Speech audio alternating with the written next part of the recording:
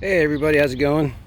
Just want to do a quick first impression of the 2021 Giant TCR Advanced Pro 1. This is the rim brake model.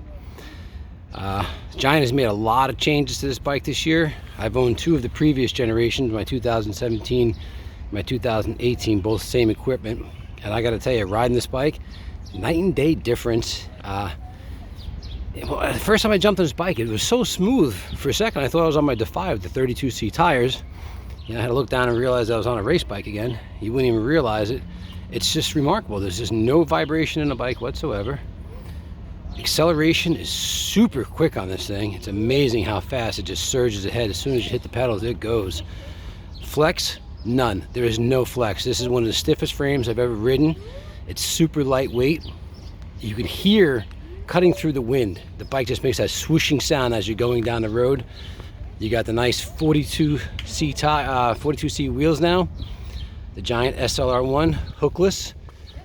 So what that hookless does is actually lets the tires sit wider and flusher, which makes it more aerodynamic and streamlined, as you can see here. And a 25C is actually wide. It almost feels and rides like a 28C, which might make up for the smooth ride. I gotta tell you, night and day difference there. Gearing on the bike, it comes with an 1130 Ultegra. I upgraded mine to a Dura Ace just to save a few ounces back there. So you also have your Ultegra in the front here with a 5236. Some nice Supercaz chrome to black fade water bottle cages. And I absolutely love that brushed metal chrome looking sticker. It says Giant. They got it there. Up over the top tube where it says TCR here. A couple of the upgrades I made already for my bike, just because it's preference for me, is I went with the older style SLR stem. I run 100mm instead of the 110 that comes on the medium large frames. I also cut mine down a little bit. As you see, my spacers are shimmed. In order to fit the spacers, because Giant has new aerodynamic spacers with these little lips on here, I had to take my Dremel and just trim it out just a little bit. It was all about 3 minutes worth of work, no big deal. Makes nice and flush mount, works really well. Giant's new computer mount, super light, super trick. As you can see, it's got a little adjuster bolt. You can actually adjust the pitch if you want your computer to sit flat, flush, facing up, however you want it. Works really nice. Still running a Giant Strat computer. I absolutely love this computer. I don't know why people complain about it. Never had an issue with it. One of my other upgrades is my Cadex saddle by Giant. One of the lightest saddles out there, and it is super comfortable. This particular saddle, man, I don't know how they did it, but it's soft when you sit on it, but when you're under power, it does not flex whatsoever, but yet absorbs vibrations and bumps on those fast impacts, kind of like a nitrogen charged shock would do on a off-road vehicle. It also works with the Uniclip design, so your taillight is integrated right into the seat. Nice clean line, looks great. The other cool thing about this year's bike is Giant has the Power Pro power meters on here, right on the cranks, both left and right side. This year, what they did was, instead of on the right crank being inside the wheel, it used to be mounted right in here, kind of an eyesore, it is tucked back behind here now. You charge them both up separately. So far so good, it's working pretty good. Haven't had any glitches with it. I had no problem setting up to my Android phone and my Strat computer. Another nice touch that I advertise is Giant, I actually give this little chain guard here. Stops the chain from dropping on a frame. I didn't hear anything about that, but when I opened up the box, there it was, and hey, why not use it? So, the big question here. Everyone asks me, how do you feel about these cables? How do you feel about these cables? Well, I have not cut mine and trimmed mine down yet since I've slammed the stem down a little bit, so I will be doing that.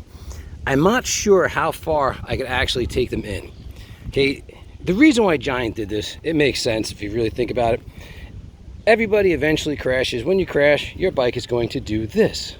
Well, look what happens. Now you have all the room in the world. That's one. So you have to worry about ripping your cables on a ride and losing your brakes, not being able to get home if it's just, a crash where you can get up and walk away. The other thing is a lot of people travel, and when you put your bike in carry cases, you have to loosen up your stem and turn it. So there you go. There's a good reason for it. So I'll keep that in mind when I cut mine. The other thing everyone wants to know is how much did the bike weigh? When I built the bike, I built it with a stock seat, stock stem, uncut, nothing done to it, with a pair of cheap throw-on pedals just to test the bike outside without having my SPDSLs on here.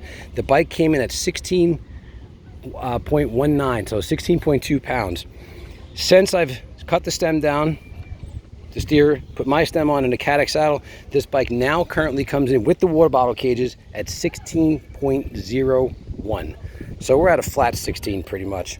I will do a couple more things to drop a couple of grams here and there, so this bike should be just in the 15.8, 15.9 range when I'm done.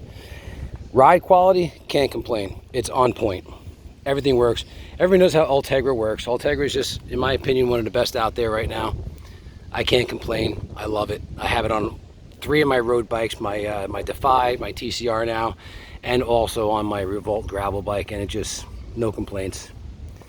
New seat post mast actually feels stiffer than the original one as far as the side-to-side flex, but once again, I'm not getting that jar up the back like I used to get on my older TCRs.